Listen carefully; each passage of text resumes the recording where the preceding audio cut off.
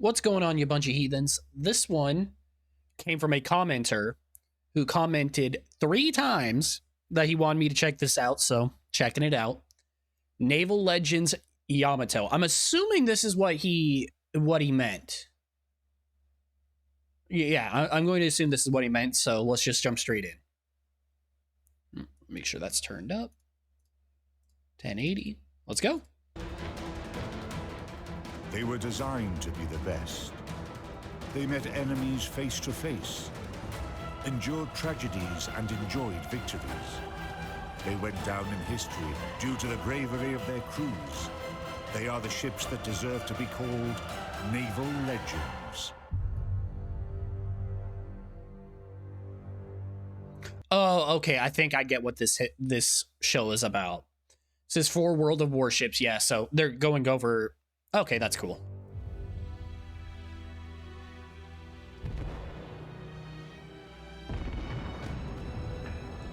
In this episode, watch Yamato, life and death of the legendary battleship.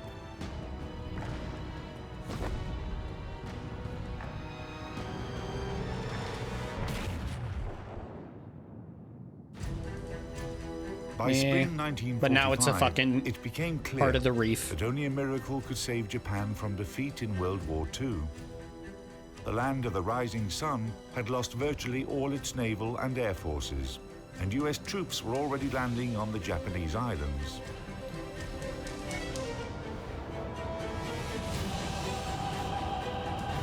On the morning of April 6, Japan's legendary battleship Yamato sailed off to fight her last battle.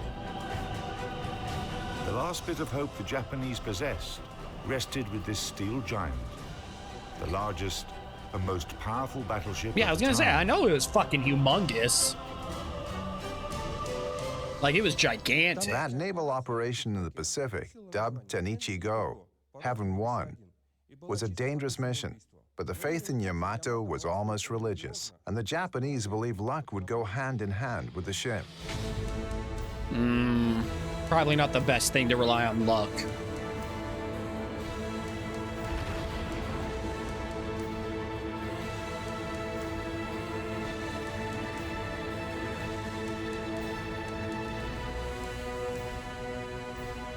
God damn. The history of battleship Yamato began 10 years before the ship's legendary last mission. In October 1935, Japanese engineers put together a first draft of the famous naval giant. Unlike the Americans, whose ships were limited to a size that could pass through the Panama Canal, nothing restricted the Japanese from building ships of a large size and displacement and arming them as heavily as possible. Yeah, makes sense. Japanese designers set out to make battleships powerful enough to outmatch all existing foreign counterparts and any ships that would be built in the upcoming years. This is cool. I'd love to visit this museum. The production facilities behind me were the Kure Naval Arsenal in those days. Its dockyard saw the birth of battleship Yamato. Her keel was laid in 1937 and the ship was completed 1941. Yamato was the heaviest battleship in the world. Back then, the total construction expenses amounted to 130 million yen. That would be over 1 trillion yen, $8 billion in today's prices. Holy shit, so expensive. Initially, Japan planned to build a total of 4 Yamato-class ships. However, the Pacific War began, and after completing the second ship, Musashi, Japan stopped building the third it wouldn't be ship, fucking Shinano, fiscally feasible. and never started the fourth one. Eventually, Shinano was converted to an aircraft carrier. Really?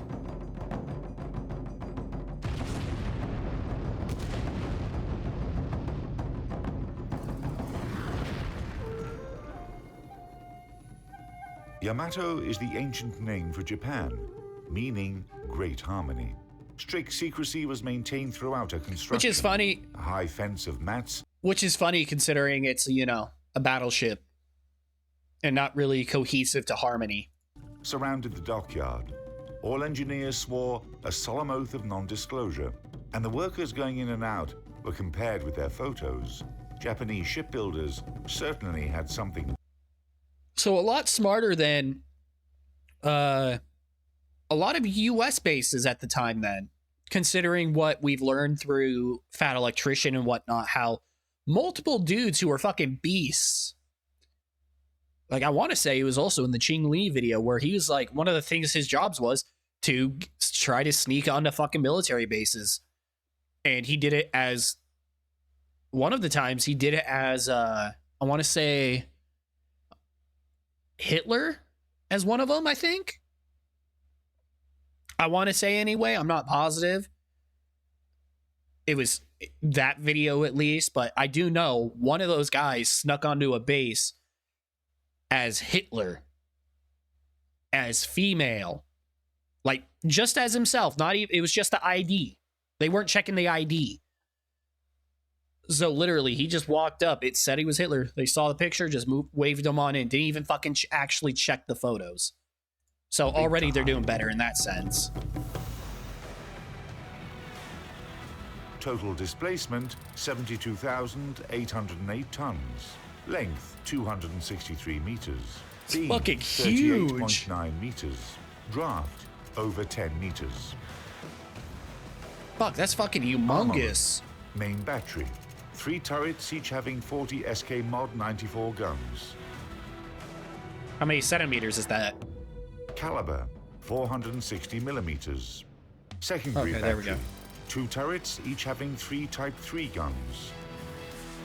Caliber, 155 millimeters. Anti-aircraft So just artillery, absolutely fucking 12 coaxial Type 89 guns.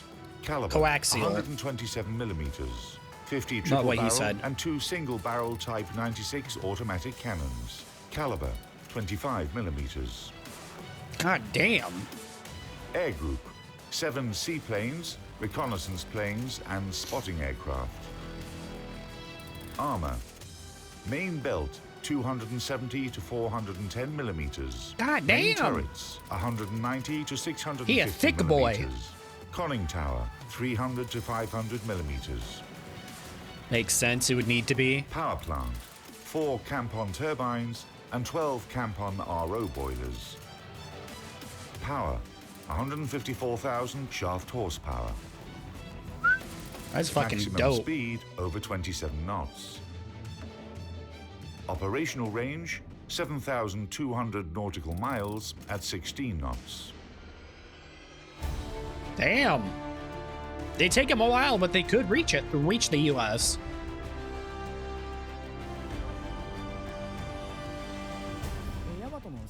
Yamato's key features are her main turrets, each having 3 460mm guns.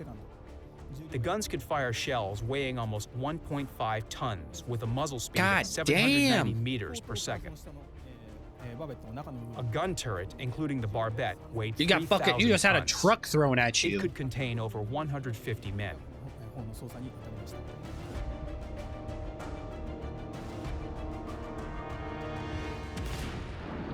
Yamato's main turrets were guided by a fire control system consisting of a director that provided parameters of fire, rangefinders, and electromechanical calculators, a form of early computers. It was a state-of-the-art system for the time. Lack of fire control radars for engaging surface targets was compensated for by top-notch grouping of salvos. This gave the Japanese firing capability on par with that of the world's leading navies. The ship's secondary battery consisted of 2 turrets, each having 3 155mm guns. The guns featured excellent ballistic characteristics and could penetrate the armor of a typical cruiser. However, their rate of fire was pretty low. Probably faster than the fucking big-ass one. Yamato had 6 coaxial 127mm anti-aircraft guns for long-range engagement, plus short-range anti-aircraft artillery consisted of 8 triple-barrel 25mm cannons. The number of the AA guns was constantly built up during the war. Yeah, because you had to. 127mm anti-aircraft guns and the 25mm guns had different ranges of fire. So if an enemy aircraft flew into this gap, neither of the guns was able to effectively intercept it. Furthermore, the 127mm guns had relatively low traverse speed and poor elevation and depression characteristics, So, not great. while the 25mm guns For failed to fire at the declared AA. rate of 14 rounds per minute if the elevation was high or low. It's not great yet again. Design oversight. Yamato enjoyed the heaviest armor in shipbuilding history. Its US analog, battleship Iowa, had armor that was on average 100 millimeters thinner. The armor belt of the Japanese giant formed a citadel that covered slightly over half of her waterline length. The most protected part was the ship's conning tower. The weapon systems became literally giant. The Japanese built a super battleship that was like 10 or 15 others put together. But the problem was that it did not pay off. You can build one Yamato-class battleship, but she would still be destroyed when facing 2, 3, or 10 US battleships. Yeah, that's a big issue. There is still such characteristics. That's a fucking big issue. Like, even though they were doing it in secrecy and whatnot, when they started building it in 1935, I think is what he said, it still took him like 6 years to build a single ship like that. So it wouldn't be worth... Sometimes, usually it is quality over quantity. But if you can get something slightly less quality, but with more quantity, you would want to go with that. That makes the most sense in this scenario. Characteristics as mobility, quantity, quality, salvos per side.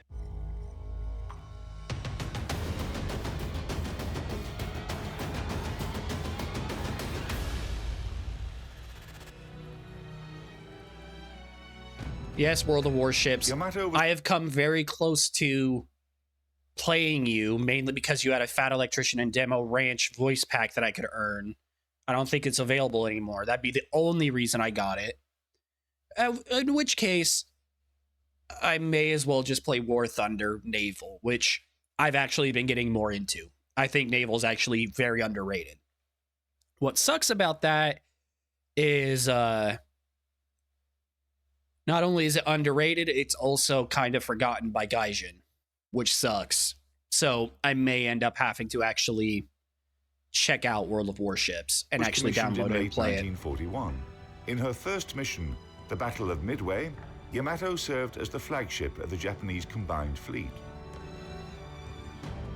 During the battle, on June 4 through 6, 1942, Yamato did not fire a single shot and was used only as an HQ ship. Seems kind of useless. Command was definitely saving their two best battleships for an upcoming major battle against the U.S. fleet. As Doesn't seem worth it to bring it there Japanese then. seamen started to feel disappointed with their flagship. They even made up a saying that the world's three most useless things were China's Great Wall, the Egyptian pyramids, and the battleship Yamato. Okay, one thing. I know the Great Wall didn't exactly work out to keep out the Mongol horde or whatever, but we don't really talk about what the Japanese said / did to the Chinese during World War II. We don't really talk about that. You know, because they did some war crime worse than arguably worse than the Holocaust type shit. It was not until autumn 1944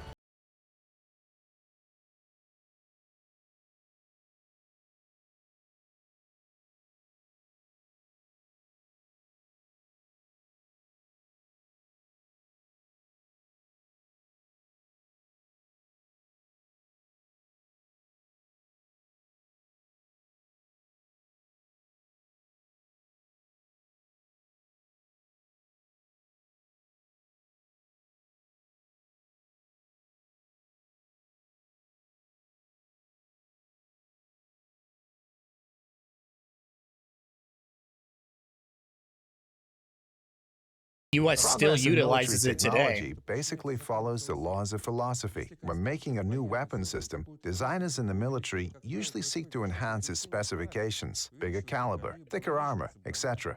Then they come to a dead end, where they are no longer developing the Navy, but improving a separate weapon type within the existing limits. A radical change is carrier-borne aviation, and later, missile systems. But Yamato is the peak in the construction of battleships. It is not about progress, it is about reaching the peak. In 1945, World War II reached Japan's home islands. Could it really be considered peak if it sunk? The command of the Japanese combined fleet. I mean, I guess, yeah, considering there's no other Yamato, one. with the help of a light. I guess you could, considering the fact that there's only two of its kind ever made, and they were the biggest. So yeah, I can see that. So yeah, I can see its peak. Cruiser and 8 destroyers was to defend the island of Okinawa and prevent the US troops from getting any further inland, or fight to the end and finish her journey gloriously. Executing this order on April 6, 1945, the legendary Japanese battleship sailed off to fight her last battle. The United States sent in its Task Force 58 to intercept the flagship of the Japanese combined fleet. The Americans would not miss the chance to destroy the symbol of Japan's naval power. No, we wouldn't. As early as 10 a.m., the first US squadrons took off from 5 heavy and 4 light aircraft carriers, located about 300 miles away from Yamato. A total of 227 aircraft took part in the destruction of the Japanese force. The battle began at 12:34. 4 aerial bombs hit Yamato, taking out a 127mm gun and several automatic cannons. In just 20 minutes, 2 more bombs struck the battleship, and a torpedo hit her port side. It may be big and super armored, but it's also big and a big fucking target. And slow. It's not exactly fast. Like, yeah, it's fast for how big it is, but also it's slow for air targets. In response, Yamato fired her anti-aircraft weapons. At 14:02, the Americans launched the last attack on the wounded, but still combat-capable Yamato.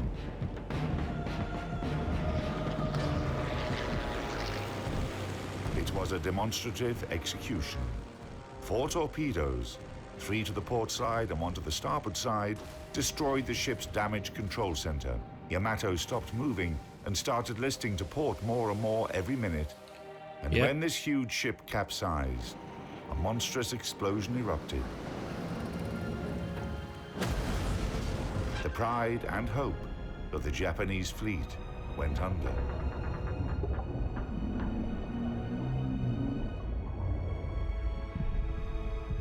Together with the ship, 3,000 crew members were lost, including the commanders of the Japanese force and the ship. What a fucking waste of human life. Like, honestly, it's such a fucking waste. And their whole concept just lost the leader of the fucking force. For the Japanese, Yamato still remains a symbol of the nation's might that fell in battle like a true samurai. The city where the legendary battleship was built opened a museum, whose centerpiece is a 26-meter model of Yamato. This would be really cool to visit.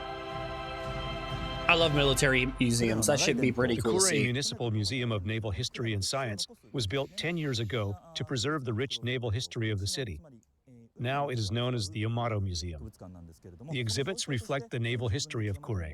In other words, the history of naval affairs and technologies. The museum has become quite popular. Fans of battleships come here from all over the country. However, we should remember that it was originally dedicated to all kinds of shipbuilding.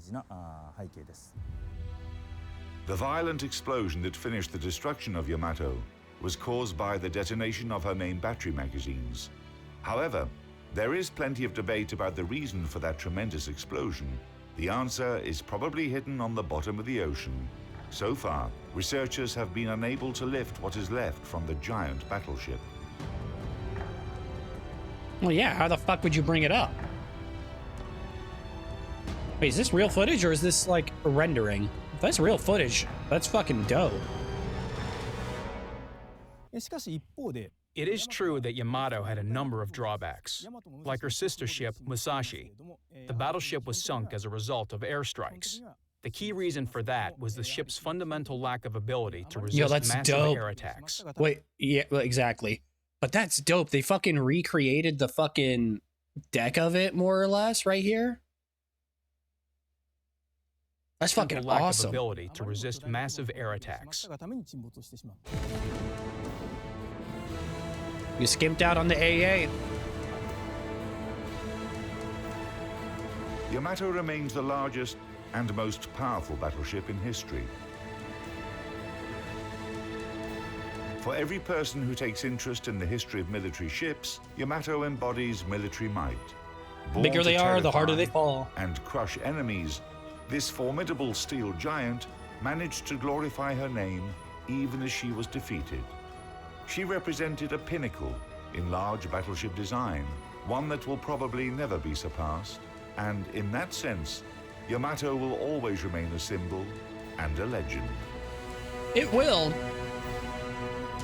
But it'll never be surpassed because battleships are outdated and what's the word?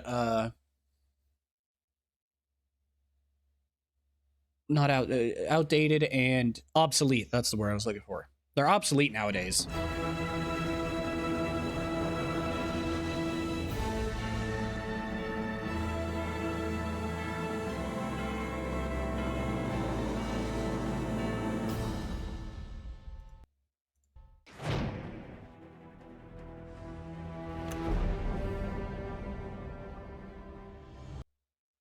That was a good video. Thank you for recommending it to me. I did enjoy that.